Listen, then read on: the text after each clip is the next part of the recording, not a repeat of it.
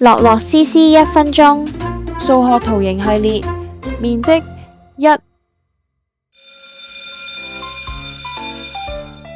你做咩咁煩惱啊？老師俾咗個解謎寶箱我，但我解唔開。原來密碼就係呢3個圖形嘅面積，等我教你拆解佢啦。第一個係正方形，面積公式係邊長乘邊長。正方形每一條邊長係相等，邊長係3厘米，面積就係3乘3，等於9平方厘米。所以密碼嘅第一個字係9。第二個係長方形，面積公式係長乘闊。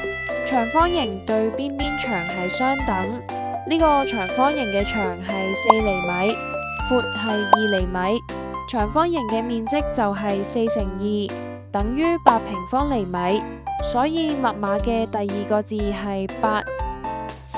最後係平行四邊形，面積公式係底乘高。平行四邊形對邊邊長都係相等，呢個平行四邊形嘅底係4厘米，高係2厘米，面積就係4乘2，等於8平方厘米。所以密碼嘅第三個字係8。